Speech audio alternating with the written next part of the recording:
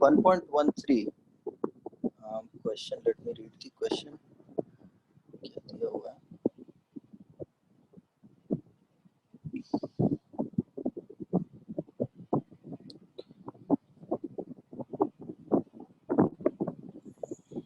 सबको दिख रहा है question? Point moves uniformly. Okay. A point moves uniformly with a velocity v so that the vector v continually aimed at point v which lies in turn moves rectilinearly uniformly with velocity u less than v at the initial moment v is perpendicular to u and points are separated by distance. And how soon will the points converge? You have to find out the relative velocity and then do the math. Okay, देखो, मानो कि ये मेरा initial position है ए का, ये मेरा दूसरे पार्टिकल पोजीशन का बी है, दोनों के बीच में आपको डिस्टेंस दिया हुआ है एल और कह रहा है कि ये मानो हॉरिजॉन्टली जा रहा है विद वेलोसिटी u, ये और इसको ये परपेंडिकुलरली निकल रहा है ना, अगर हॉरिजॉन्टली जा रहा है, ठीक है, ऐसा नहीं करते हैं, इसको देते हैं और यही लेते हैं, क्या दिक्कत है? सो एट अ टाइम t हम बोल रहे हैं कि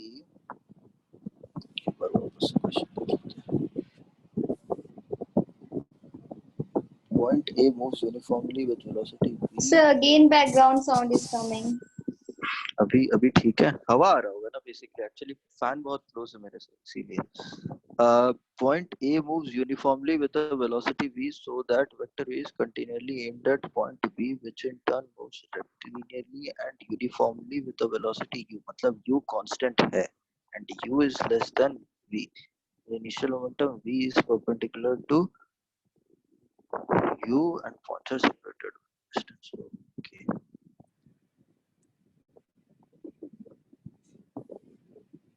Okay. तो अभी मानो इसकी ये है, ठीक है, एंड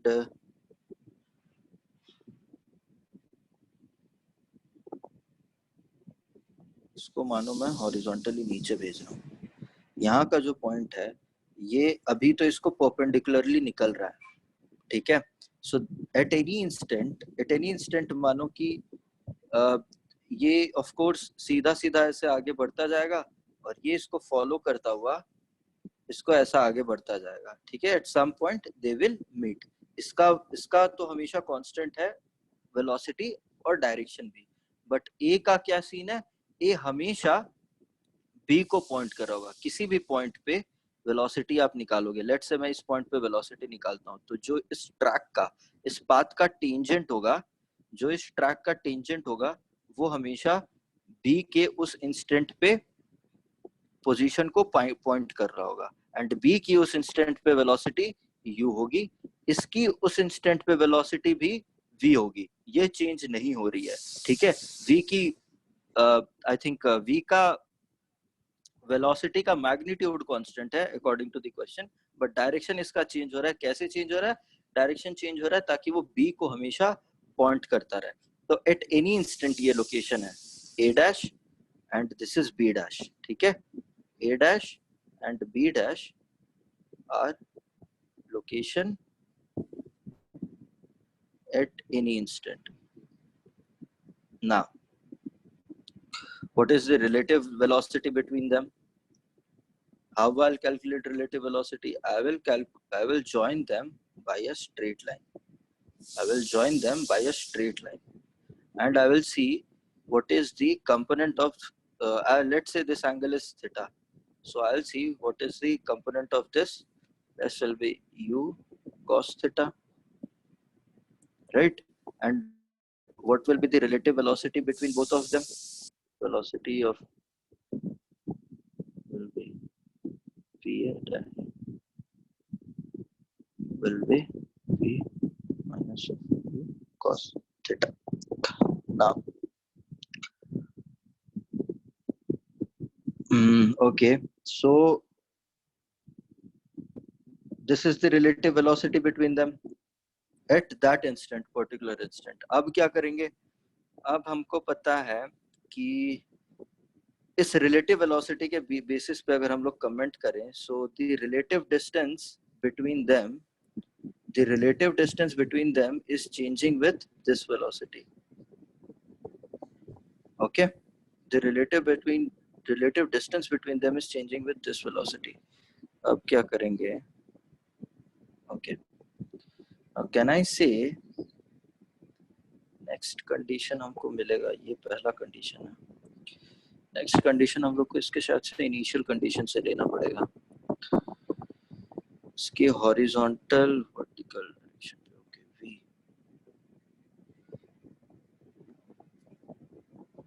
ठीक है.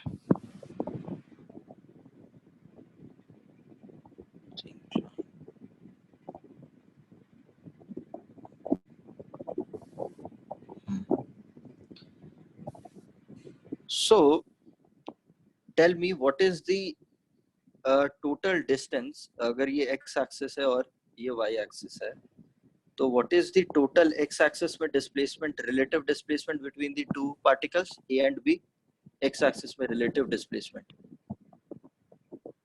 इस केस में L. बताओ. l है, कोई डाउट नहीं है, l है. टोटल रिलेटिव डिस्प्लेसमेंट इतना ही हो रहा है. टोटल रिलेटिव वेलोसिटी उनका बताओ. अगर मैं इसको ये लिखूं डेल्टा टी के साथ dt के साथ, तो ये हो जाएगा रिलेटिव वेलोसिटी दोनों का x डायरेक्शन में. बताओ क्या है? क्या ये मैं बोल सकता हूं कि दिस विल बी vx में हमेशा क्या है मेरा? ओके, तो किसी भी टाइम पे, क्योंकि ये है cos अल्फा, इसका कंपोनेंट लेंगे cos alpha and sin alpha.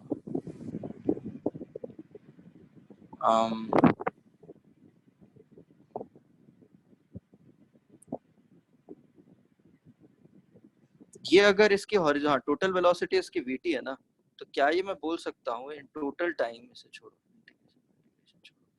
इसको मैं टोटल टाइम इतने में कवर करेगा. t क्या है? t is the total time. क्या ये मैं बोल सकता हूँ इतना रिलेटिव डिस्प्लेसमेंट इतने रिलेटिव वेलोसिटी के साथ इतने टोटल टाइम में कंप्लीट होगा? हेलो, आप लोग को आवाज आ रही है मेरी? Yes, sir. Yes, sir. तो इस स्टेटमेंट में कोई दिक्कत, इतना रिलेटिव डिस्प्लेसमेंट, इतना हॉरिजॉन्टल डिस्प्लेसमेंट इतने रिलेटिव वेलोसिटी के साथ, क्योंकि इनिशियल इतनी ही है इन दी हॉरिजॉन्टल डायरेक्शन. ठीक है, ये मेरा x एक्सिस है, ये मेरा y एक्सिस है. तो इतने x एक्सिस में इतना रिलेटिव डिस्प्लेसमेंट जब ये लोग कंबाइन करेंगे at end, delta x initial क्या है? l है. डेल्टा x फाइनल क्या है? 0 है. जब ये दोनों मीट कर जा रहे हैं तो कितना l से लेके 0 तक चेंज हुआ है. तो l is the total displacement in the x direction and total initial velocity in the x direction is what? v. दोनों का रिलेटिव वेलोसिटी अगर ले लोगे तो v हो जाएगा. एंड अगर टोटल टाइम t है तो क्या नहीं ये स्टेटमेंट ट्रू होगा या नहीं होगा? राइट. अब हम इस फर्स्ट इक्वेशन को लेते हैं अगर, सो इसको v cos थीटा dt अगर करें तो ये टाइम 0 to t तक अगर जाता है तो ये हो जाएगा vt and cos theta dt को कैसे करेंगे? इसको कैसे एलिमिनेट करेंगे? इसको कैसे एलिमिनेट करेंगे? और ये ds कहाँ से कहाँ तक जाएगा? l से लेके 0 तक जाएगा. u cos थीटा dt को कैसे एलिमिनेट करेंगे? कोई सजेशंस? इसको एलिमिनेट करना बेसिकली, ऑफ कोर्स ये वाला तो आपका आ जाएगा minus l v t 0 to t cos theta dt. Any suggestions इसको एलिमिनेट कैसे करना है?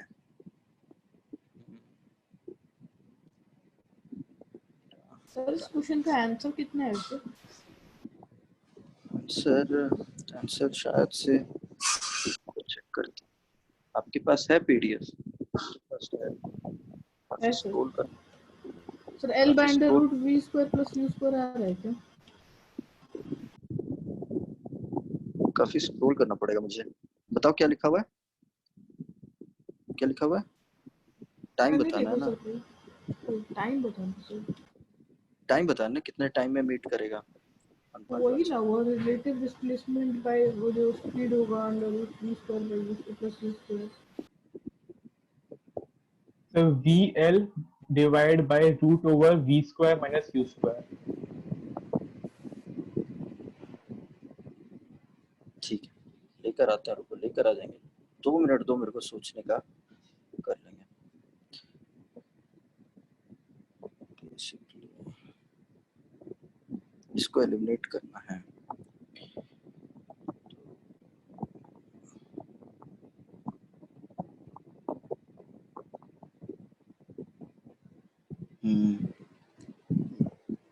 हमेशा परपेंडिकुलर हो जाएगा ये दोनों एक दूसरे को।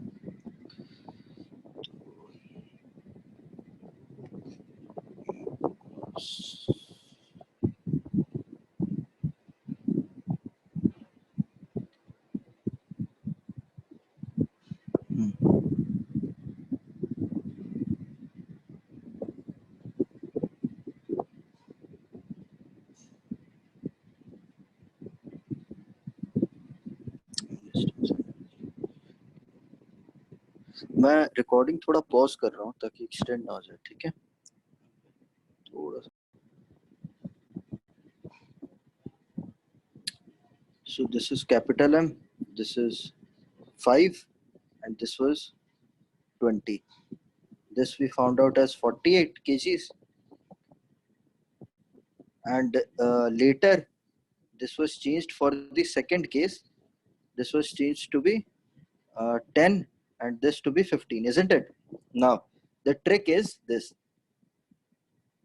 यहाँ पे t, यहाँ पे t, so यहाँ पे 2t, यहाँ पे 2t, यहाँ पे 4t, यहाँ पे 4t, राइट? तब देखो मैं इस सिस्टम को आइसोलेट कर रहा हूँ, मैं इस सिस्टम को आइसोलेट कर रहा हूँ क्या? कि ऊपर पुली है, यहाँ पे ब्लॉक, ये ब्लॉक, यहाँ पे M1, यहाँ पे M2, ये स्ट्रिंग है, यहाँ पे T, यहाँ पे T, ऑफ कोर्स यहाँ पे 2T है, पुली मासलेस है, फ्रिक्शनलेस है। तो इस केस में टेंशन आपको क्या आता था, बताओ? 2m1 m2 g by m1 plus m2. ठीक, so if T is this, तो ऊपर वाले स्ट्रिंग पे कितना आ गया? T dash is 2T, so 4 m1 m2 g by m1 plus m2 g. Cool.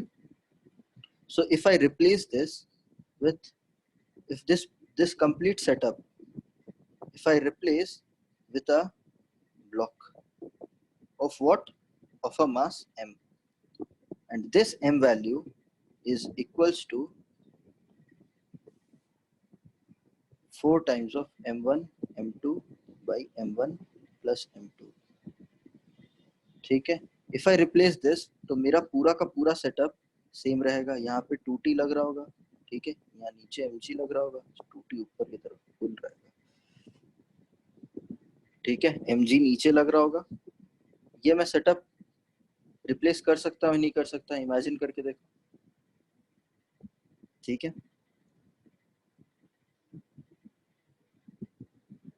मेरा बाकी सारे फोर्सेस सेम है, बिकॉज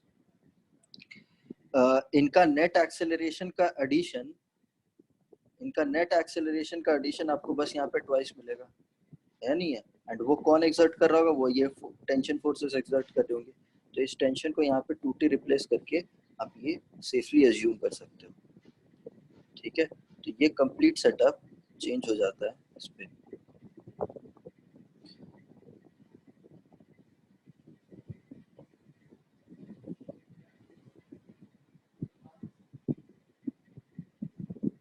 जिसका मास 4 times of 10 times of 15 times of 25 है एंड इसका मास 48 है। यहाँ पे 2t है, यहाँ पे 2t है, यहाँ पे 4t है। सो नाउ द इक्वेशन अगर आप डालोगे तो 6t minus 48g will be equal to 48a, and which is, this is what, 53552, so 64 24. So 24g minus 2t will be equal to 24 times, if I displace this with, x, यहाँ पे x, यहाँ पे x, यहाँ पे x, यहाँ पे x, so this is 3x, so this will be 3 times a, so which is 72a. Now what I need to do, I am just multiplying the second equation with, I have to eliminate t, right? So I am just multiplying 3 in the second equation. So this turns out to be 72g, this turns out to be 60, this turns out to be 16. So this expression, this is 2, this is 3. How you got 3? Multiply 2 with 3.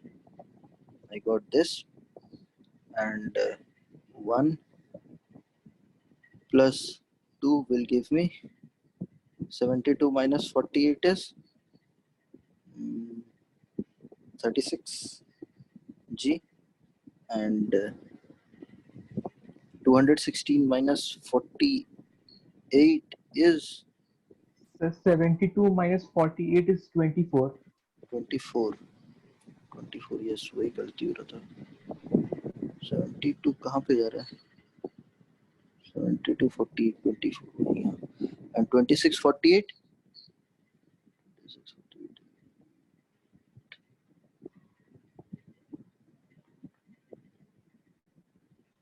260. 260 minus करना है, minus करना है। 8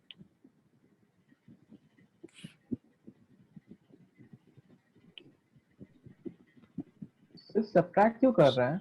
हाँ कितना subtract क्यों कर रहे हैं? ऐड कर रहे हैं क्या? अच्छा हाँ ऐड कर रहे हैं हम लोग, ऐड कर रहे हैं। तो कितना हो जाएगा ये?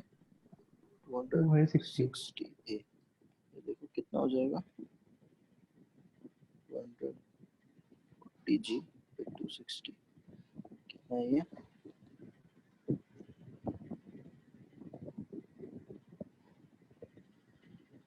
टू 260 होगा, 240 होगा ये।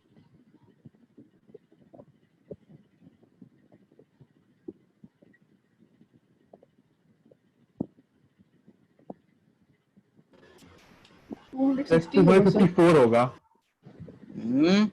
254 होगा। 2/54 नहीं है, 254 होगा। 254 होगा, यस यही है ना, 254 होगा। तो ये g/11 आ जाएगा। क्लियर है? ये इसमें ट्रिक था जो कि आप लोग को याद नहीं। क्लियर है? देखो दिस सेटअप, इसको मैंने इससे रिप्लेस कर दिया। Why? The tension is being translated through this string here, and the net weight जो यहाँ पे आपको क्या लगता था, जब हमने दूसरे क्वेश्चंस किए थे, लाइक द अदर क्वेश्चंस, तो आप जब हम रेस्ट पे निकाल रहे थे, like for example let's take this question. When we were doing this question number 8, then you guys assumed that the net force in the जब ये बैलेंस्ड होगा तब दूसरे वाले पुली में कोई फोर्स नहीं लग रहा होगा, और जब ये बैलेंस्ड होगा पहले वाले केस में, जब तो आपने क्या किया कि यहाँ पे इसका नेट वेट आपने 6 + m लिया था या नहीं लिया था? आप लोग ये ले रहे थे 6 + m लेकर, ये बैलेंस कर देगा 8 को, तो आपने m बता दिया था कि 2 होना चाहिए। ये आपने पहले किया था। फिर मैंने बताया था कि नहीं ऐसा नहीं होता, आपको यहाँ पे क्या एक्चुअल फिजिक्स लगती है कि यहाँ पे ये टेंशन इनके बॉडीज के बीच में यहाँ पे टेंशन होगा, टेंशन की वजह से ये इधर ऊपर एक्सेलरेट करेगा, ये डाउनवर्ड एक्सेलरेट करेगा, और ये टेंशन जो है ऊपर वाले स्ट्रिंग में दूसरा टेंशन कम्युनिकेट करेगा, ठीक है। And depending on the acceleration ये टेंशन वेरी करेंगे, एंड क्योंकि ये टेंशन वेरी करेंगे तो ये टेंशन जो ऊपर वाले स्ट्रिंग में टेंशन कम्युनिकेट हो रहा है 2t से, तो ये टेंशन, बिकॉज ये टेंशन चेंज हो रहा है तो ये t डैश भी चेंज हो रहा होता है। तो नेट वेट जो है यहाँ का, क्योंकि टेंशन कितना लग रहा है, हमने ये देखा था कि 2m1m2 by m1 plus m2g। तो अगर मैं वहां पे इसको रिप्लेस करके एक सिर्फ ब्लॉक लगा दूं, तो ये ब्लॉक की value will be equal to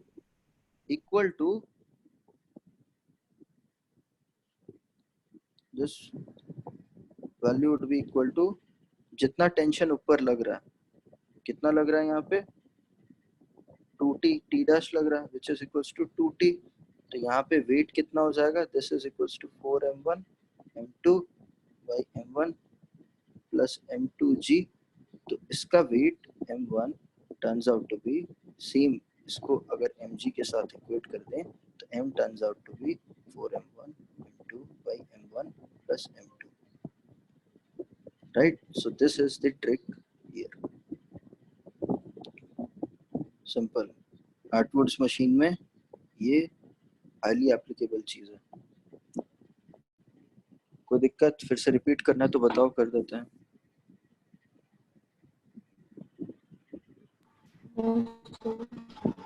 ठीक है, इस चीज का ध्यान रख लेना ना। अच्छा, वो वाला क्वेश्चन करना है क्या, ये वाला? तो हल्का ऊपर कीजिए, हाँ हाँ, ऊपर कीजिए।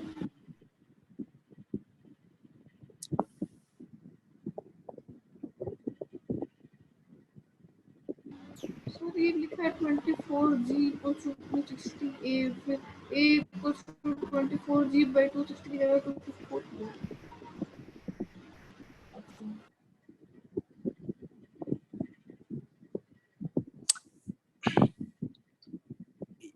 ये वाला क्वेश्चन करना है क्या अभी भी? No sir. हो गया ना। अब स्यूडो फोर्स क्या तरफ बढ़ते हैं, स्यूडो फोर्स की तरफ बढ़ते हैं। समझो अब बात को, पहले आपको मैं मैथमेटिकल चीज बता देता हूँ जो कि हायर स्टडीज में आपको काम आएगा, बट आइडिया ग्रास्प करने के लिए वो सब इररिलेवेंट है, तो लेकिन ड्यूटी है तो मैं बता देता हूँ। जब आप लोग हायर स्टडीज में कोरियोलिस फोर्स के बारे में पढ़ोगे तब शायद से आपको ये चीजें इम्पोर्टेंट रहेंगी। तो यहाँ पे दो कॉन्सेप्ट आ जाता है फ्रेम ऑफ रेफरेंस का, जो कि मैं स्टार्टिंग क्लास में बताता था, एक इनर्शियल फ्रेम का और एक नॉन इनर्शियल फ्रेम का, एक इनर्शियल फ्रेम का और एक नॉन इनर्शियल फ्रेम का। मैंने स्टार्टिंग में बताया था इनर्शियल फ्रेम में वो है जिसकी जो रेस्ट पे है और इधर यूनिफॉर्म वेलोसिटी के साथ मूव कर रहा है। नॉन इनर्शियल फ्रेम क्या है, जो नॉन जीरो एक्सेलरेशन के साथ मूव कर रहा है, v कांस्टेंट नहीं है। इस केस में इम्पोर्टेंट है Newton's laws of motion are applicable. यहाँ पे NLM are not applicable. So pseudo force inertial frame में एक्ट करता है। स्यूडो फोर्स, अरे बताने तो दे भाई, तो पहले मत चढ़ पर रुक जा। नॉट स्यूडो फोर्स इनर्शियल अभी तक मैंने स्यूडो फोर्स का सिर्फ नाम ही बताया, मैंने स्यूडो फोर्स डिफाइन नहीं करा, कुछ नहीं करा। अभी मेरे को अपना भाषण कंप्लीट कर ले, तो उसके बाद जितने डाउट्स पूछना पूछते रहना, ठीक है। अभी पहले मेरे को अपना ड्यूटी कंप्लीट कर लेने दे। तो ये दो फ्रेम ऑफ रेफरेंस के बारे में हमने बात किया था, इनर्शियल फ्रेम ऑफ रेफरेंस और non inertial frame of reference. Inertial frame of reference rest पे होता है या कांस्टेंट वेलोसिटी के साथ मूव कर रहा होता है। Non inertial frame of reference जिसकी एक्सेलरेशन नॉन जीरो एक्सेलरेशन के साथ या फिर नॉन यूनिफॉर्म वेलोसिटी के साथ मूव कर रहा होता है। इनर्शियल फ्रेम में NLM एप्लीकेबल होते हैं सारे लॉज, नॉन इनर्शियल फ्रेम में NLM एप्लीकेबल नहीं है, ठीक है ना। एग्जाम्पल ये है, देखो प्लेटफॉर्म, बस में आप जा रहे हो, बस एक्सेलरेट कर रहा है, बस में ए बैठा हुआ है, बाहर रोड पे बी बैठा हुआ है, बस क्या है, बस एक्सेलरेट कर रहा है, तो एक्सेलरेशन ऑफ बस रिपोर्टेड बाय ए क्या होगा, 0। एक्सेलरेशन ऑफ बस रिपोर्टेड बाय ए बी क्या होगा, ये ए होगा। ये जो डिफरेंस है, कोई दिक्कत ये क्यों हो गया है, ये 0 क्यों होगा, क्योंकि a acceleration of a itself is 0। जो एक्सेलरेशन पे आने से पहले वेलोसिटी के दरमियान समझ लेते हैं, अगर मानो ये वेलोसिटी v से जा रहा है तो b तो रिपोर्ट करेगा कि बस वेलोसिटी v के साथ आगे बढ़ रही है, बट a क्या रिपोर्ट करेगा, एक बोलेगा कि नहीं वेलोसिटी 0 है, मैं कहीं मूव कर ही नहीं रहा। वो क्या बोलेगा, वो बोलेगा कि b उसके ऑपोजिट डायरेक्शन में भी वेलोसिटी के साथ जा रहा है। ठीक है, b क्या बोलेगा, वो उसके ऑपोजिट डायरेक्शन में भी वेलोसिटी के साथ जा रहा है। इमेजिन एक टेबल है, दूसरा एग्जांपल, इमेजिन ये एक टेबल है, यहाँ पे एक बुक है, बुक और ये टेबल का जो कांटेक्ट है ये स्मूथ है। यहाँ पे एक बॉय है, एनीथिंग, इसके साथ सरफेस रफ है, यहाँ पे परफेक्ट फ्रिक्शन है, बॉय कहीं मूव नहीं कर रहा, बुक के साथ सरफेस स्मूथ है। तो अगर अब ये टेबल को मैं मानो ए एक्सेलरेशन के साथ पीछे की तरफ खींच रहा हूं, ठीक है, ए एक्सेलरेशन के साथ पीछे की तरफ खींच रहा हूं, तो बॉय क्या बोलेगा कि बुक सेम ए एक्सेलरेशन के साथ बुक पीछे की डायरेक्शन में मूव कर रहा है या नहीं कर रहा है, यही तो बोलेगा ना। Got it? क्योंकि boy is moving with the table itself with the acceleration a, boy will say no, I am not moving, the book is receding away from the boy with the same acceleration, जिस acceleration से you would be pulling the table away.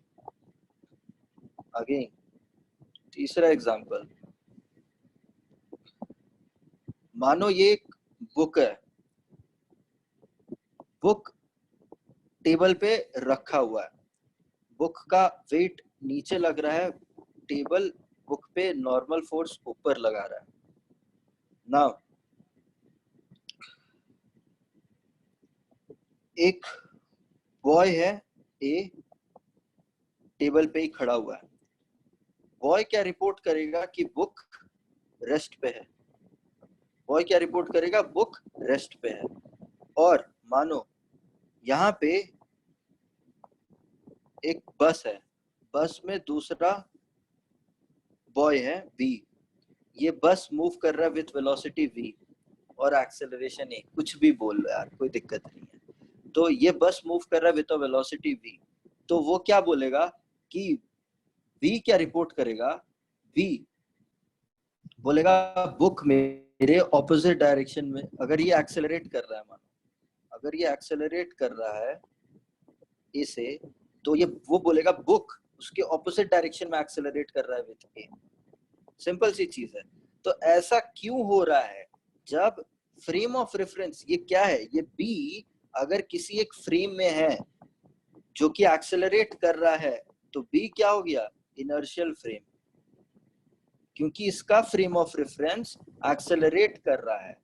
Non inertial हुआ ना, non inertial frame of reference, क्योंकि इसका frame accelerate कर रहा है, ये रेस्ट पे है, तो इसका फ्रेम इनर्शियल हो गया। सिमिलरली इस बॉय का केस क्या है, ये non inertial frame of reference है, ये non inertial frame of reference है, ठीक है। इसीलिए इनके रिपोर्टिंग्स में Newton's laws of motion applicable नहीं है। तो लेकिन आप देख रहे हो इस non inertial frame of reference में भी जो बॉडी स्टडी में है उस पे there is an acceleration. So to justify this acceleration the concept of pseudo force is applied. Now mathematically pseudo force को समझें. मानो कि ये फ्रेम S है, ये फ्रेम S डैश है. This is inertial, this is non-inertial. The distance between inertial and non-inertial frame of reference is capital R. Suppose a point P, which is at a distance of small r, from inertial frame of reference. And imagine the same point is at a distance of r dash from inertial frame of reference. Now vector addition क्या हो जाएगा? r vector plus r dash vector will be r vector. Double differentiate this. d square r vector divided by dt square plus d square r dash vector divided by d square r vector. So multiply all this. Okay, acceleration. This is acceleration, normal acceleration मानो. And this is acceleration. Okay, कैसे लिखें? चलो इसको capital लिख देते हैं. Capital acceleration. This is acceleration with respect to inertial, non-inertial frame, and this is acceleration with respect to inertial frame.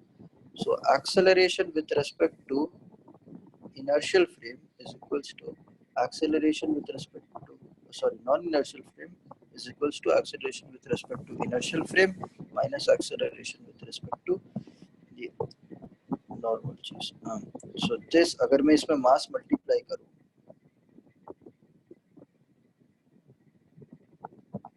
मास किसका? मास जो बॉडी को हम लोग स्टडी कर रहे हैं. So this is inertial frame, force in inertial frame.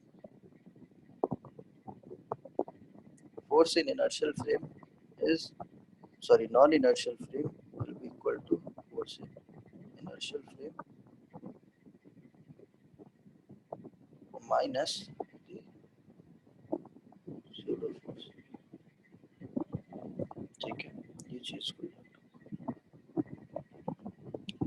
Minus the pseudo force. कोई दिक्कत यहाँ तक? ये तो सिंपल कैलकुलेशन था. तो इसमें पता क्या चलता है ये समझो.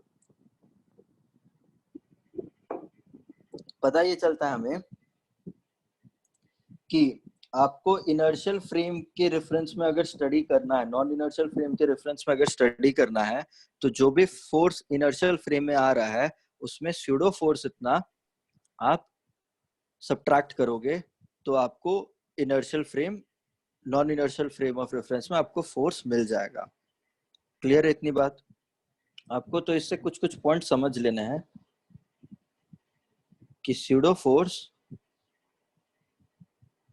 is a fictitious force.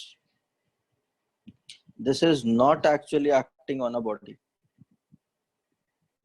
Pseudo force is a fictitious force which is means virtual. ये actual में कहीं act नहीं कर रहा होता. Now second point, the pseudo force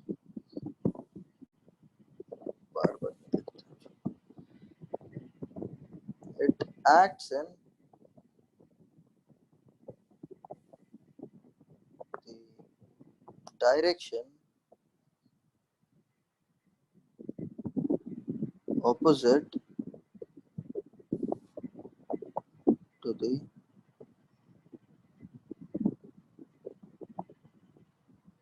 direction of acceleration of which frame? Acceleration of which frame? Inertial or non-inertial? Non-inertial. Non-inertial. Acceleration of non inertial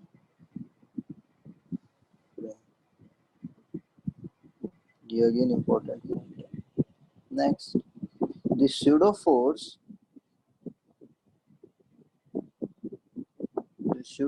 is equals to mass of the body. ये कौन सा body? जरूरी नहीं है कि जो body move कर रही है, एक्सेलरेट कर रही है, जरूरी नहीं है वो बॉडी है, ठीक है, जरूरी नहीं है वो बॉडी है, याद रखना ये वो बॉडी है जो स्टडी कर रहे हो, multiplied by acceleration of non inertial.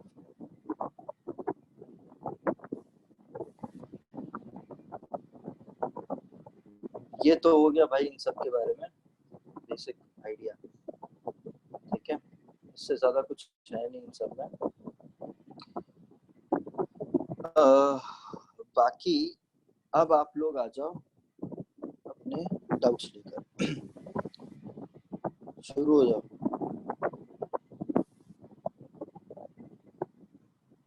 कोई डाउट? क्या है सूडो फोर्स, किसको कहते हैं, किस डायरेक्शन में लगता है, कुछ और पढ़ा है? हाँ, कोई एग्जांपल में आपको डिस्कस करना हो स्पेसिफिकली? नहीं है? All right. So second point. Second point, अरे वो लिखा जो लिखा वो सब छोड़ो, आप समझो, फील लो. मैं आपको बता देता हूँ. सेकंड पॉइंट एग्जांपल देखेंगे तो सेकंड पॉइंट आपको क्लियर हो जाएगा.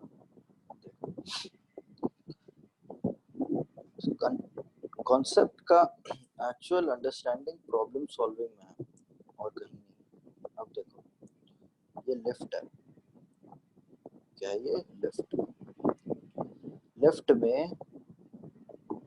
ये एक वेइंग मशीन है, ठीक है, ये एक वेइंग मशीन है.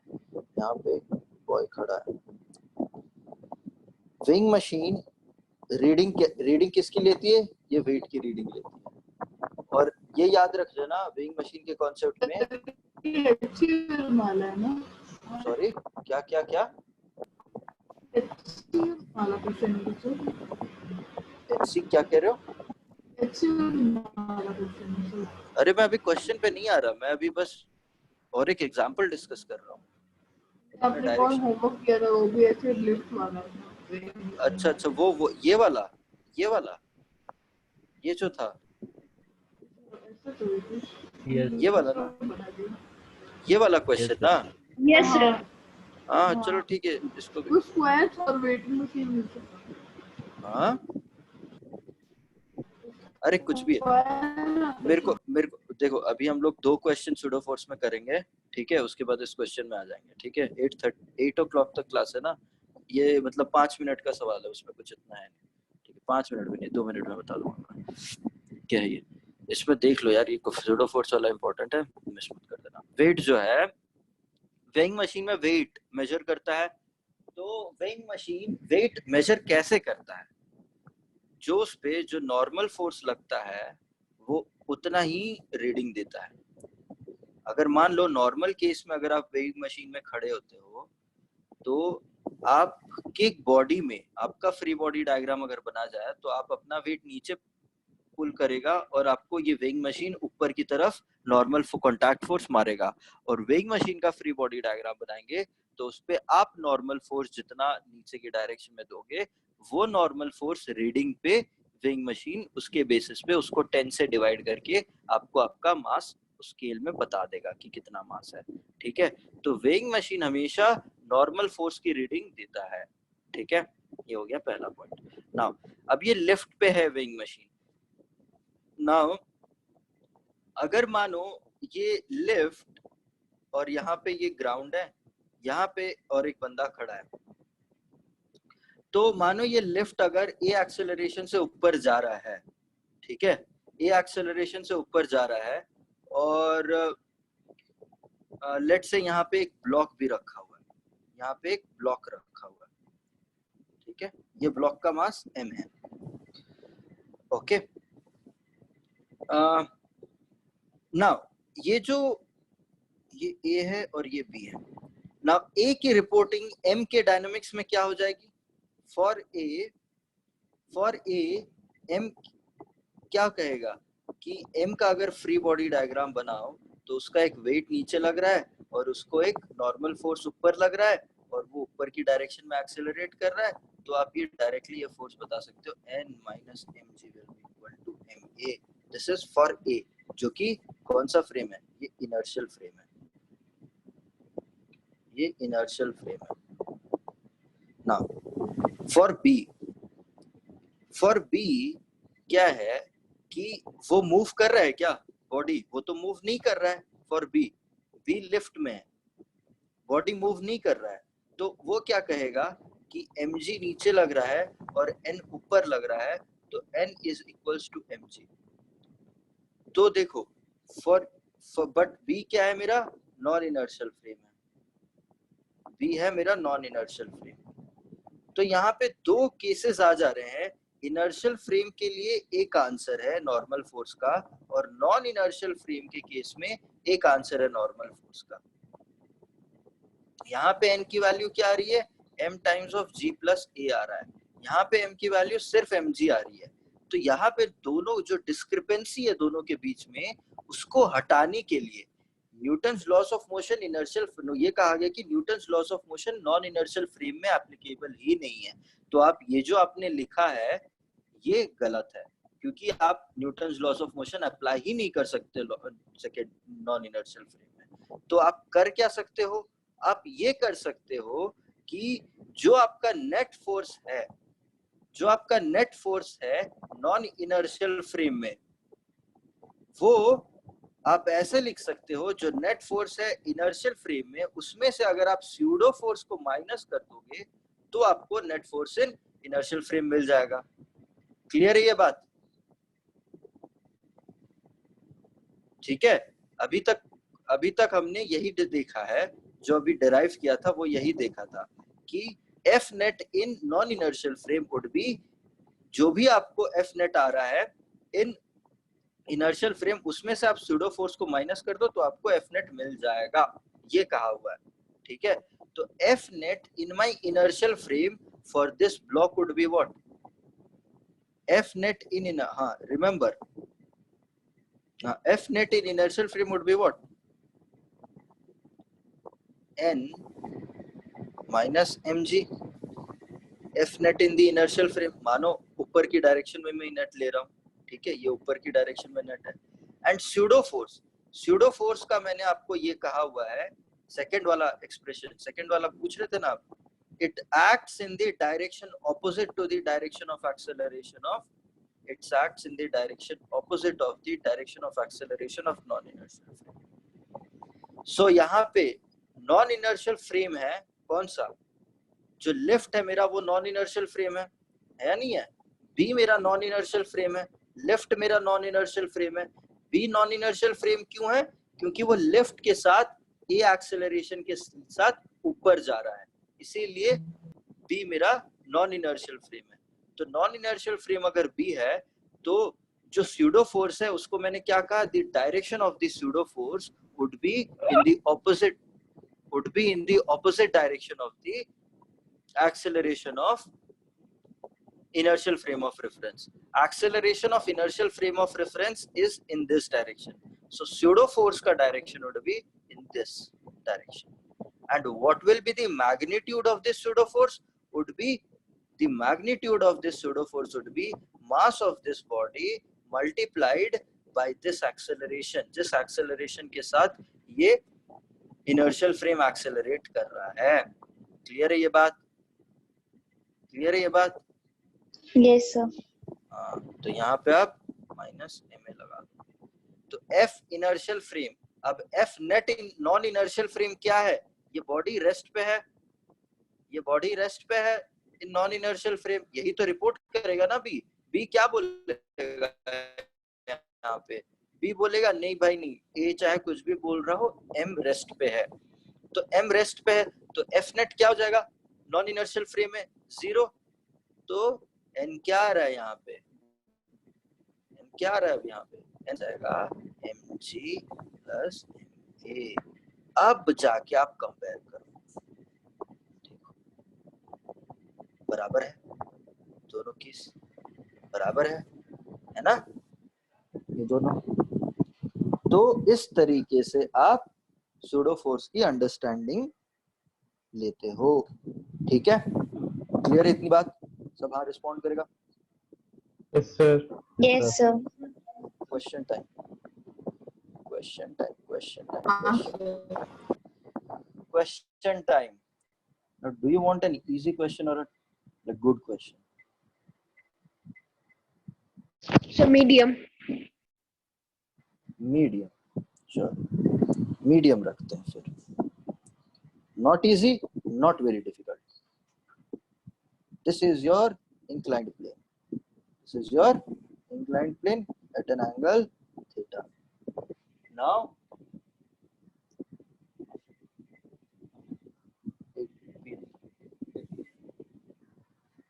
this is your, यहाँ पे एक कैपिटल एम का ब्लॉक रखा हुआ है, ये वाला इंक्लाइन फिक्स्ड है, ठीक है, ये क्या है, ये फिक्स्ड है। यहाँ पे एक ब्लॉक है इस तरीके से, ये स्लाइड कर सकता है और इसके ऊपर एक बॉय खड़ा है, ठीक है, और इस बॉय का वेट है m, इस बॉय का वेट है m। ये वाला पार्ट स्लाइड कर सकता है अलोंग द इंक्लाइन, ठीक है। आपको बताना है, अगर यहाँ पे एक वेइंग मशीन भी है, मान ये क्या है, ये वेइंग मशीन है, ये वेइंग मशीन है, तो आपको ये बताना है कि what should be the reading of the weighing machine, बोल रहे हैं, reading of the weighing machine.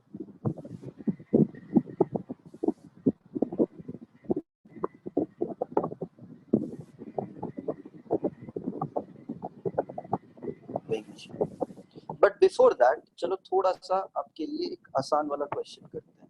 अगर मानो यही वाला क्वेश्चन जो लिफ्ट वाला है, लिफ्ट यहाँ पे विंग मशीन है, लिफ्ट जा रहा है ऊपर विद एन एक्सेलरेशन a, तो अब इस पे नॉर्मल फोर्स कितना आ रहा था, हमने अभी देखा था कितना आ रहा था, mg प्लस ma, ठीक है। ज्योत्सना देखो यहाँ पे आपको करना क्या है ना, आप जब फ्री बॉडी डायग्राम बनाओगे तो आपको कुछ नहीं करना है, आप सूडो फोर्स को अगर गायब कर दो तो आप ये कहते हो कि यहाँ पे n लग रहा है और यहाँ पे mg लग रहा है, इतना तक तो आपने एकदम कंफर्टेबल हो गए हो। तो जब आप सूडो फोर्स को लेकर आ जाओगे तो आपको क्या करना होगा, जिस डायरेक्शन में बॉडी एक्सेलरेट कर रहा है उसी के ऑपोजिट डायरेक्शन में आपको, जिस बॉडी को आप स्टडी कर रहे हो उस बॉडी के मास टाइम्स ऑफ एक्सेलरेशन आप मल्टीप्लाई कर दोगे। तो अब आप अगर लिखोगे n will be equal to mg plus ma, clear है इतनी बात? अगर मानो सेम चीज मैं, यहाँ पे वेइंग मशीन है, यहाँ पे अगर मैन है और अगर इसको नीचे की डायरेक्शन में एक्सेलरेट कर रहा हूँ, तो फिर से आप फ्री बॉडी डायग्राम बनाओ, mg यहाँ लगेगा और ये n इस पे ऊपर लगेगा और ये नीचे की डायरेक्शन में एक्सेलरेट कर रहा है, तो यहाँ पे इसमें सूडो फोर्स ऊपर लगेगा। तो now again n will be equal to mg minus ma।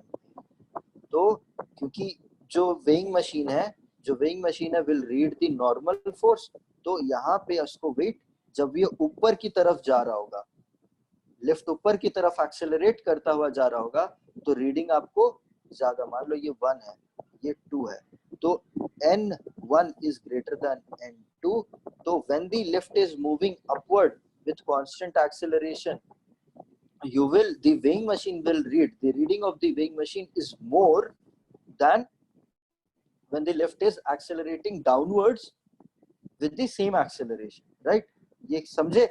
कोई दिक्कत इतने समझने में? सर अगर लिफ्ट नीचे जा रहा है g एक्सेलरेशन से, तो फिर वेइंग मशीन में रीडिंग नहीं आएगा। एग्जैक्टली, अगर ये नीचे जा, फ्री फॉल होगा। हाँ अरे वही तो जवाब, एक ने सवाल पूछा एक ने जवाब दे दिया। अगर ये नीचे जा रहा है g एक्सेलरेशन से, तो मतलब हो क्या रहा है, क्या कहते हैं, अगर g एक्सेलरेशन से नीचे जा रहा है तो फोर्स लगेगा, फ्री फॉल है ना, इसीलिए तो फ्री फॉल कहते हैं, इसीलिए तो फ्री फॉल कहते हैं। अगर नीचे गिर रहा है g एक्सेलरेशन से तो फ्री फॉल हो गया। क्लियर है ना ये बात? Yes sir. सिंपल, समझे? तो अगर ये नीचे g एक्सेलरेशन से जा रहा होगा तो n2 आपका 0 ही हो जाएगा, आपको वेइंग मशीन रीडिंग ही नहीं देगा। तो इसीलिए आप खुद सोचो ना, अगर कभी जिस लिफ्ट में अगर आप ऊपर जा रहे होगे और उस लिफ्ट का स्ट्रिंग काट दिया जाए, तो वो किस एक्सेलरेशन से नीचे गिरेगा? एक्सेलरेशन ड्यू टू ग्रेविटी की वजह से नीचे गिरेगा।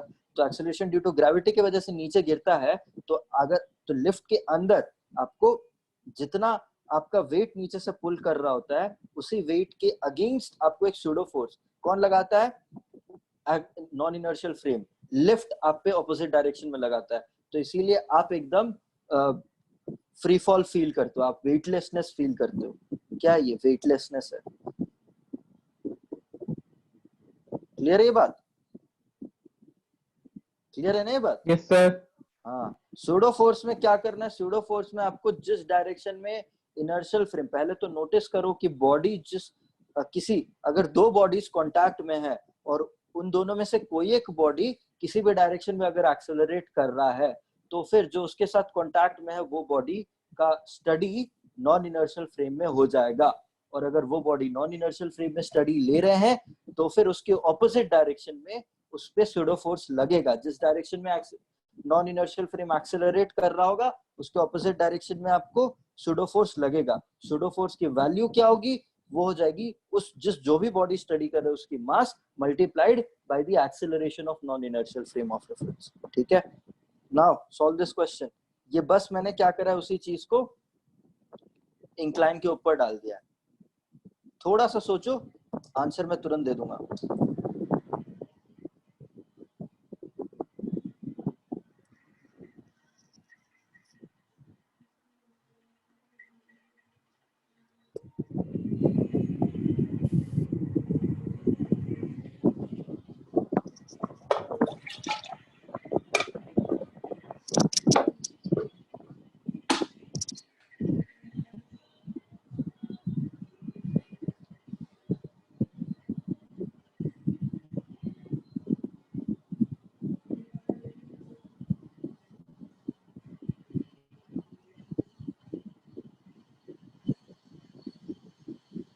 तो reading on the weighing machine बताना है, तो इसका मतलब क्या बताना है? आप किसका फ्री बॉडी डायग्राम बनाओगे?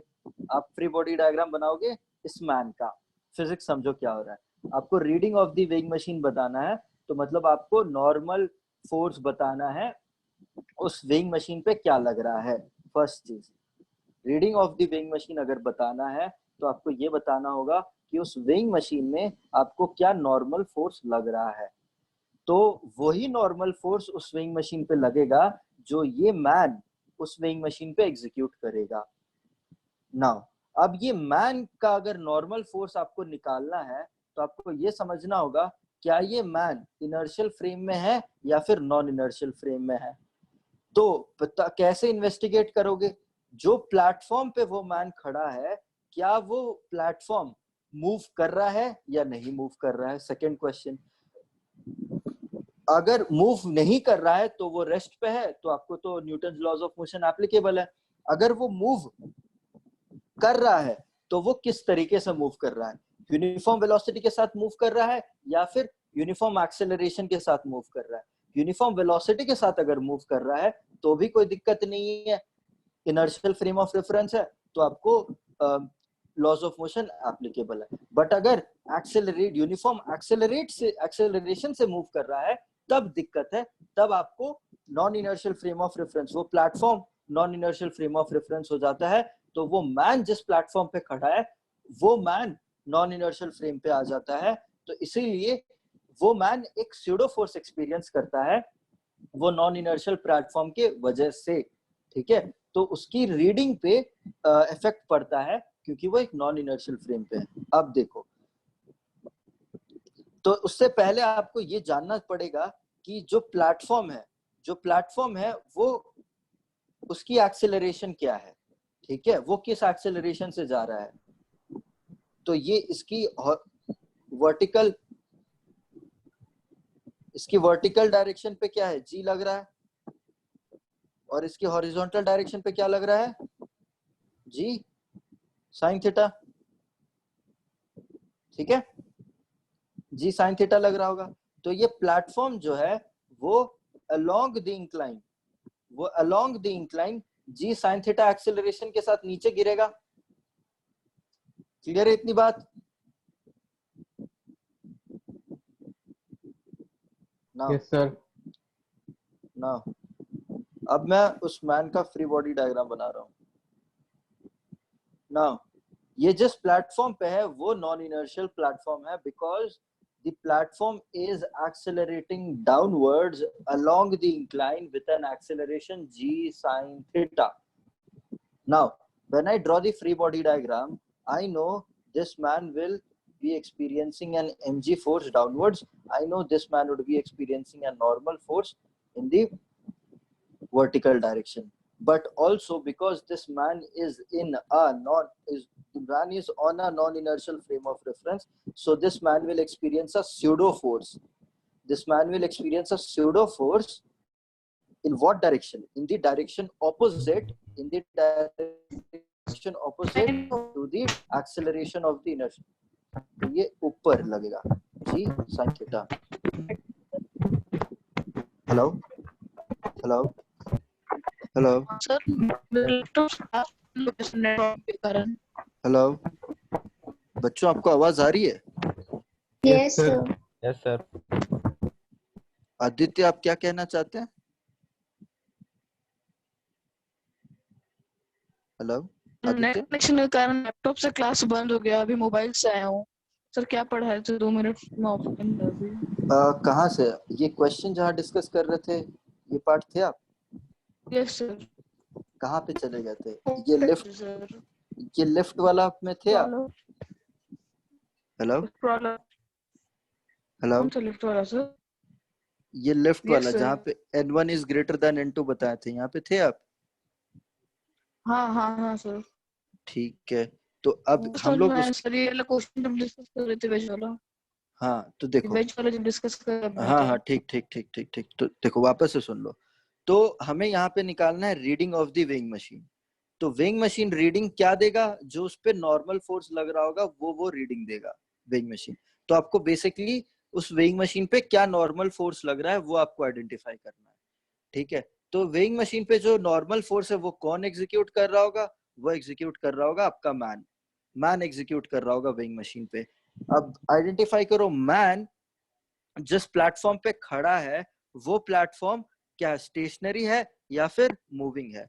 तो इस केस में वो प्लेटफॉर्म स्टेशनरी नहीं है, ठीक है? अगर स्टेशनरी होता तो फिर आप एनएलएम अप्लाई कर सकते थे इजीली, और अगर स्टेशनरी नहीं है तो वो क्या एक्सेलरेट कर रहा है इस केस में?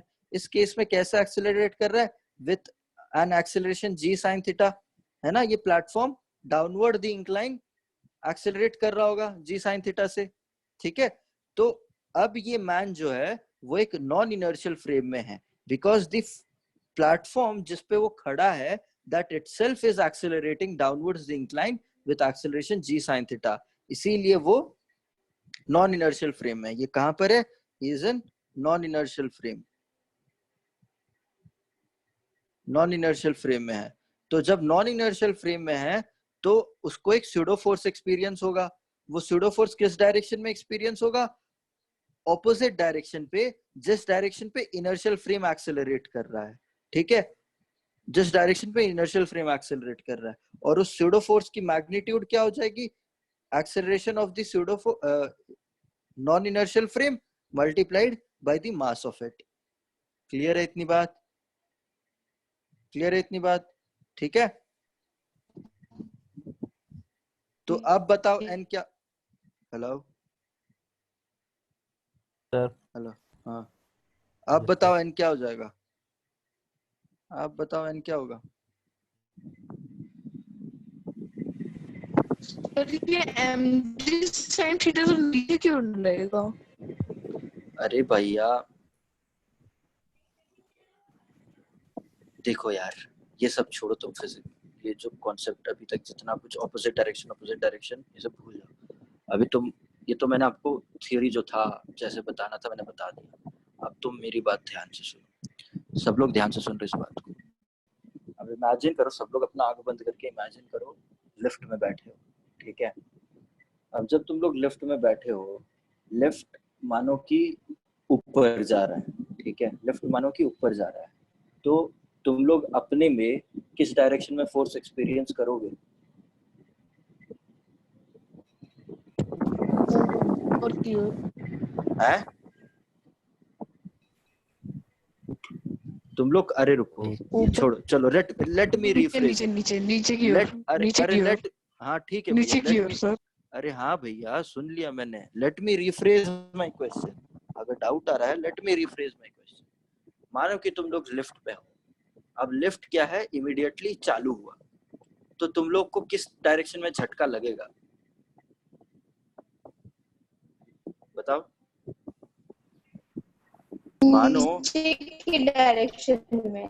है ना, अगर लिफ्ट तुम एकदम एक बिल्डिंग में गए, लिफ्ट को नीचे बुलाया, लिफ्ट के अंदर बैठ गए, अब क्या है लिफ्ट ऊपर जाने वाला है, जैसे ही चालू होगा तो आपको एक फोर्स लगेगा, आपको झटका जो लगेगा, जो अपने फर्स्ट लॉ ऑफ मोशन में पढ़ा था, लॉ ऑफ इनर्शिया में, तो वो जो जर्क होता था वो आपको ऑपोजिट डायरेक्शन में मिलता था, है या नहीं है। तो जब आप ऊपर जा रहे होगे, अगर वो बॉडी ऊपर एक्सेलरेट कर रहा होगा, तब आप पे जो वो झटका क्यों लग रहा है, वो झटका इसलिए लग रहा है क्योंकि बॉडी की जो आप तो रेस्ट पे थे, लेफ्ट एक्सेलरेट करा तो आप पे वो लेफ्ट एक फोर्स लगा रहा है जो कि उसके डायरेक्शन ऑफ एक्सेलरेशन के ऑपोजिट पे है, डाउन, क्योंकि लेफ्ट अब मानो लेफ्ट जा रहा है ऊपर, लिफ्ट बीच में रुक गया, तो आपको झटका किस डायरेक्शन में लगेगा। लेफ्ट ऊपर जा रहा था, बीच तो में रुक अचानक से गया, आपका तो स्क्रीन आपको गायब हो गया। स्क्रीन गायब हो गया यार, क्योंकि हम लोग डिस्कस कर रहे हैं ना यहाँ पे, तो शायद से स्क्रीन बंद हो गया होगा। अभी दिख रहा है? नो सर, वही जो शुरू में दिखाई देता है ना, जॉइन ऑडियो शेयर सी इनवाइट अदर्स, वही वाला पेज दिखाई दे रहा है। एक सेकंड स्क्रीन, अच्छा सर बैटरी डाउन हो गया था आपका आईपैड का। ओह माय गुडनेस यार, 2 मिनट रुको, मैं बैटरी चार्जर लेकर आता हूँ, 2 मिनट रुको यार।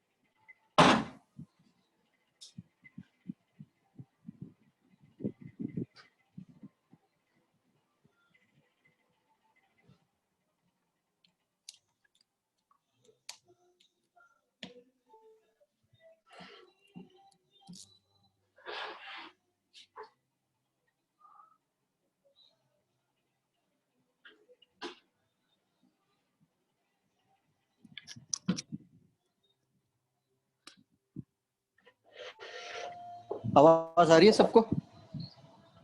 Yes sir. हाँ तो हाँ स्क्रीन शेयर करता हूँ। तो हाँ, तो अभी मैं क्या कह रहा था कि हाँ, तो जब तुम लोग ऊपर जा रहे थे, तो लेफ्ट में जब ऊपर जा रहे थे, जब स्टार्ट हुआ तो आप लोग को एक फोर्स नीचे की डायरेक्शन, जर्क जो है वो नीचे की डायरेक्शन में मिला।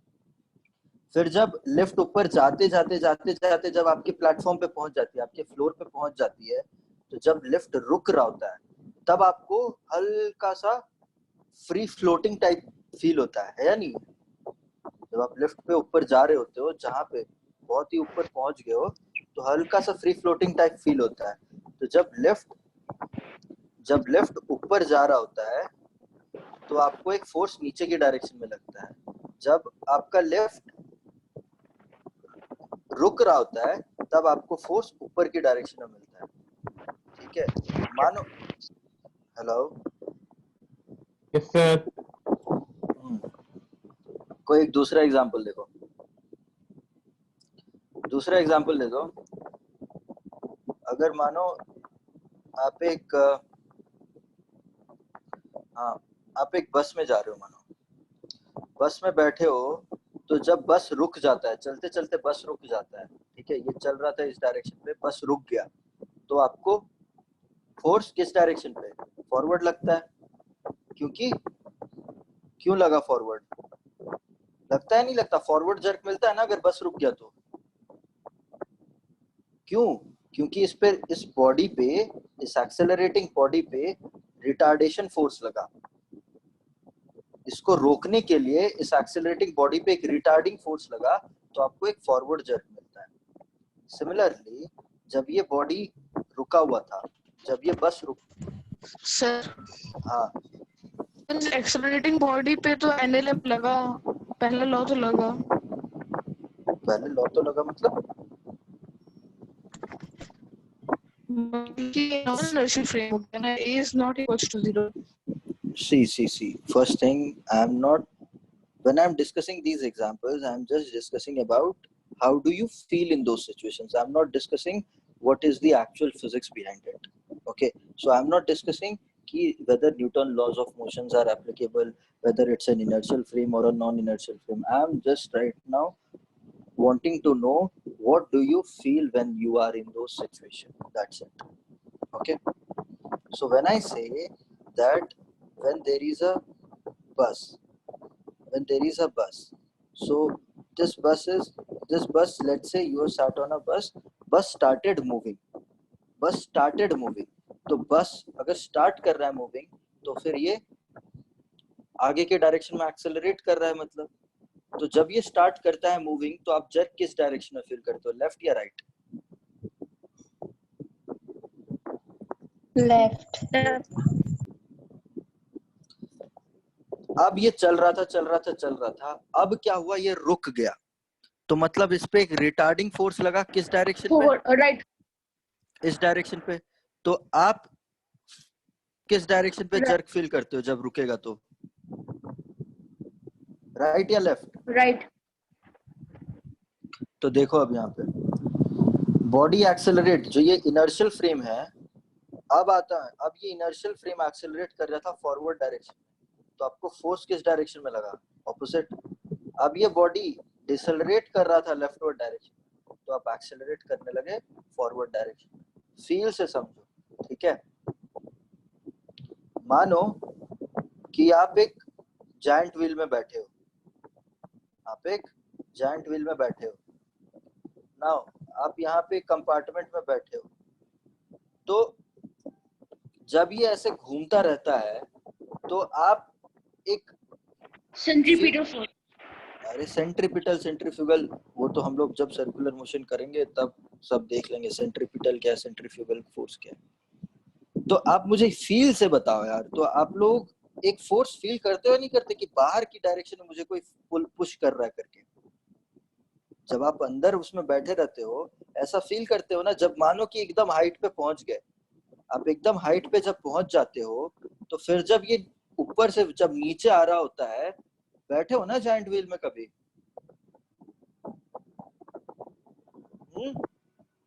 बैठे हो नहीं? बहुत बैठे हो? मजा आता है सर। हाँ, मजा तो आता है ना। तो इमेजिन करो ऊपर से जब एकदम नीचे जब आ रहे होते हो, तब ऐसा एक लाइटनेस फील होता है कि यार इतना लाइट कैसे हो गया। तो आपको एक बेसिकली इसलिए होता है क्योंकि आप एक बाहर की डायरेक्शन पे आपको फोर्स लग रहा होता है।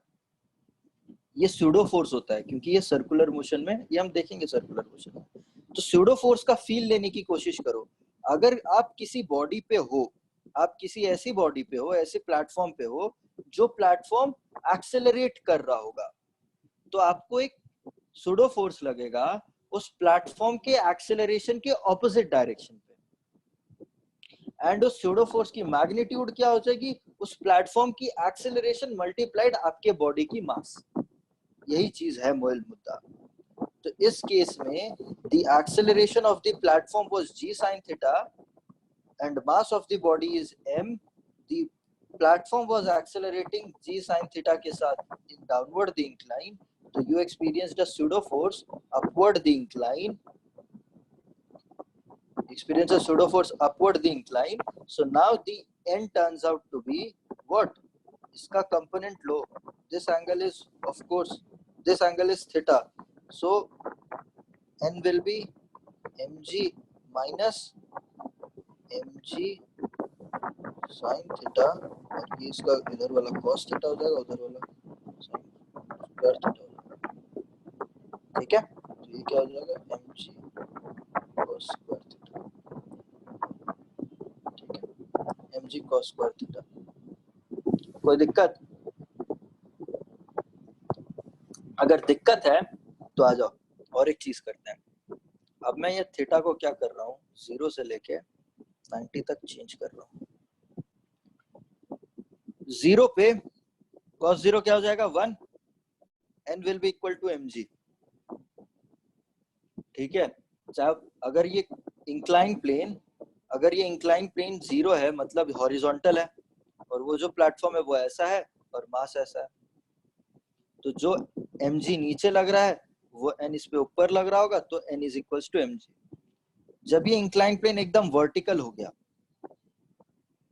तो ये क्या गिर रहा है, ये नीचे गिर रहा है डायरेक्टली। बॉडी क्या है, वो नीचे ही गिरेगा डायरेक्टली। बॉडी का फिर फ्री बॉडी डायग्राम बनाओगे, mg नीचे लग रहा है, n इस पे ऊपर लग रहा होगा। ठीक है, एंड क्योंकि जो प्लेटफॉर्म है वो भी g के साथ नीचे गिर रहा होगा, तो इस आपके पे वो mg का फोर्स ऊपर लगा रहा होगा, तो n turns out to be 0। mg and mg will cancel, so ये फ्री फॉल का केस हो जाता है। देखो, ठीक है, cos 90 is 0, तो n is 0। कूल नहीं है, आप लोग पढ़ लेना, और भी क्वेश्चंस हैं हम लोग डिस्कस करेंगे, बट ये वाला क्वेश्चन देख लेते हैं, आखिरी वाला क्या कहता है ये कि कुछ नहीं है। क्वेश्चन था कि ये इधर पे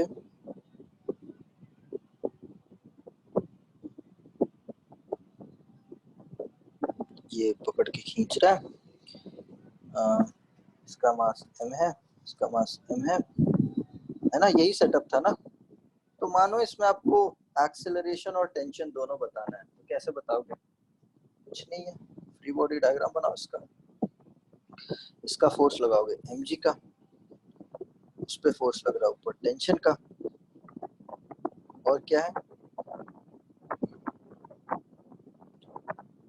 और इसका फ्री बॉडी डायग्राम बनाओगे, टोटल का फ्री बॉडी डायग्राम बनाओगे, तो m प्लस mg हो जाएगा।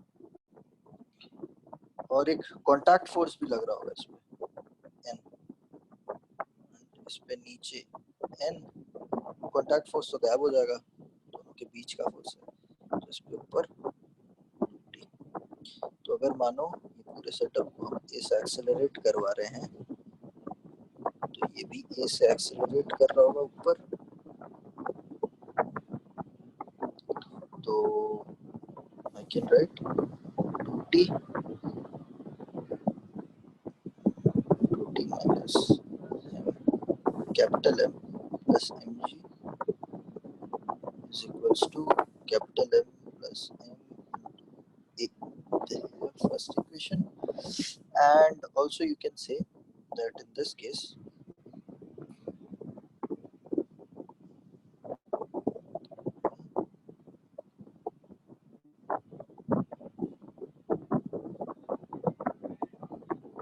ये m है, क्योंकि फ्रेम ऑफ रेफरेंस ऊपर की डायरेक्शन में एक्सेलरेट कर रहा है, सूडो फोर्स नीचे एक्सेलरेट लग रहा होगा, तो ये वाला होगा मामला।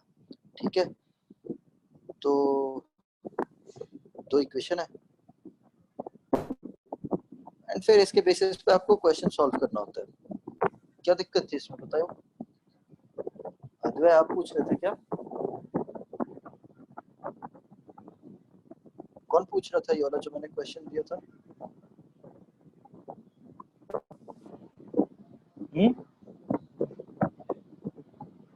हेलो,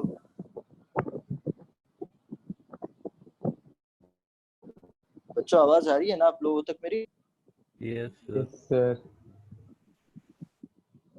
हाँ, तो किसका ये वाला एच वर्मा का क्वेश्चन क्यों पूछ रहे थे? किसने पूछा था? रियांश आपने पूछा था क्या? आदित्य ने पूछा था सर उसमें दूसरा चीज निकालना था। अगर रेस्ट में है तो वेइंग मशीन क्या वेट दिखाएगा, और फिर अगर उसको अपना मशीन हमेशा, नहीं, अगर सिस्टम रेस्ट रुको में मेरे को है पढ़ लेने दो क्वेश्चन, रुको रुको रुको क्वेश्चन पढ़ लेने तो चलो क्वेश्चन क्या कहता है ठीक है तो कौन सा 520.2 160 kg से जो कुछ भी दिया हुआ ठीक है क्वेश्चन कह रहा है manage just to keep the box at rest what is the weight shown by the machine what force he exerts on the rope to get the correct weight अरे यार आजा इस पे जाना तो ये वेइंग मशीन पे खड़ा भी होगा ना फिर तो ये वेइंग मशीन पे खड़ा भी होगा तो वेइंग मशीन क्या रीडिंग देगा वेइंग मशीन n की रीडिंग देगा n क्या हो जाएगा n हो जाएगा t minus mg minus ma of course अगर ये सब कुछ रेस्ट पे है तो ये तो जीरो हो गया ये भी जीरो हो गया तो t क्या हो जाएगा m plus m g by 2 तो ये क्या हो जाएगा m plus m g by 2 minus mg मतलब m क्या दिया हुआ है m दिया हुआ है 30 और g क्या दिया हुआ है 60 बाई 2 माइनस m क्या दिया है इट इज 60 तो what is this 90 45 which is into 10 क्या है ये ना 90 45 45 15 तो 150 आंसर ये क्या क्या यस सर 15 हाँ, kg मास तो यस इसको डिवाइड करो ना 10 से तो ये 10 तो सर हटाओ यहाँ से 10 तो हटाओ यहाँ से ठीक है तो 15 केजी आपको मतलब ऑफ कोर्स मास इससे नहीं हो सकता ये डायरेक्शन है नेगेटिव आ रहा है इसका मतलब और दूसरा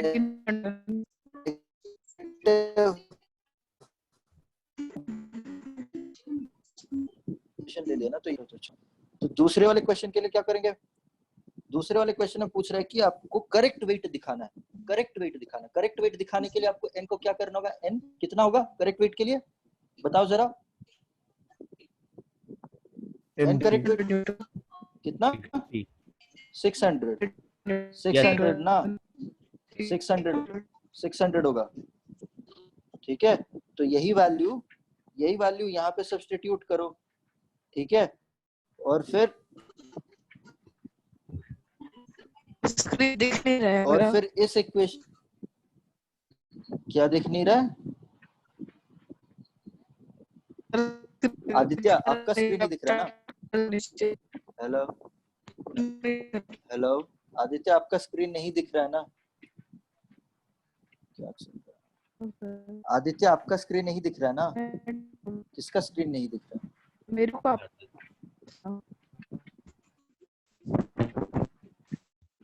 प्रियांश दिख रहा है सर दिख एक्सप्लेन रहा कर यार सिचुएशन क्या है है अरे उसका नहीं network तुमको problem है। तो दिख रहा होगा बट ये बार बार जिनकी आवाज आ रही है नहीं दिख रहा हाँ सर तो उसका स्क्रीन नहीं नेटवर्क दिख रहा है प्रॉब्लम होगा हाँ तो आदित्य का शायद से नेटवर्क प्रॉब्लम होगा ना तो आदित्य को रिकॉर्डिंग देखना ऑनलाइन पड़ेगा देख सकता है हाँ रिकॉर्डिंग देखना पड़ेगा अब उसका तो कोई उपाय नहीं है ना यहाँ पे ठीक है तो n इतना हो जाएगा और फिर आपको ये पता है कि 2t is equals to capital M plus M G plus A and आपको ये भी पता है कि t minus n will be equal to mg plus A तो n की वैल्यू आपको पता है यहाँ से n की वैल्यू पता है यहाँ से क्या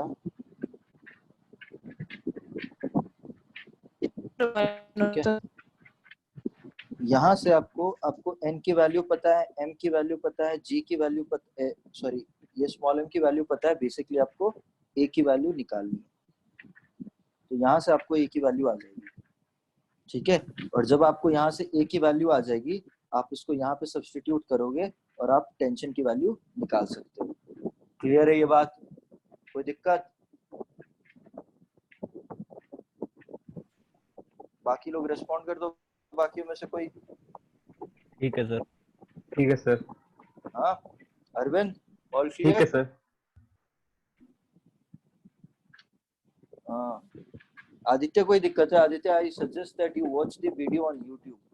Okay, later when we are after we upload, I think we'll upload by. Okay, आज मैं कुछ आप लोग को इरोडो से नहीं दे रहा हूँ. Advait, switch on your mic please. Advait,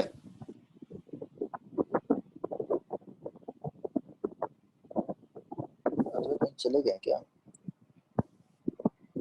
पता नहीं, क्रोटोफ कह रहे थे कि क्रोटोफ से कोई क्वेश्चंस देने हैं. खैर मैं आज आपको इरोडो से तो कुछ क्वेश्चंस नहीं दे रहा हूँ, बाकी नेक्स्ट क्लास में आपको दूंगा. तो इतना कुछ आज के लिए है. आप लोग सूडो फोर्स पढ़े. हम लोग नेक्स्ट क्लास में सूडो फोर्स करेंगे. हम लोग सूडो फोर्स के बेसिस पे क्वेश्चंस करेंगे. पहला चार्ज ये है कि हम लोग प्रॉब्लम्स करेंगे सूडो फोर्स पे. Problems on pseudo force. Problems pseudo force. Then we will delve on to spring force and then friction. ठीक है, ये चार्ट आउट कर रहे हैं. I think I will introduce the spring force in the later class also. Next class में हम pseudo force पे हम लोग कुछ क्वेश्चंस कर लेंगे.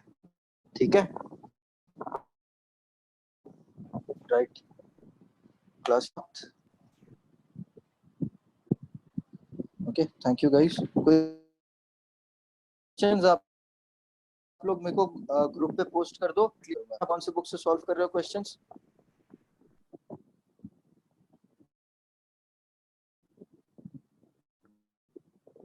जो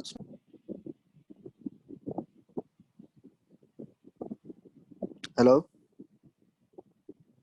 Yes, sir.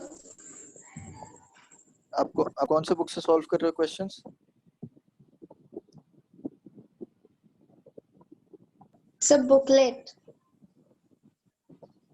बुकलेट से. तो आप फ्रिक्शन के अलावा प्लीज सारे क्वेश्चंस आप सॉल्व कर सकते हैं, फ्रिक्शन और स्प्रिंग फोर्सेस के अलावा. ठीक है, तो प्लीज सॉल्व कर करके ग्रुप पे ही क्वेश्चंस डालते हैं.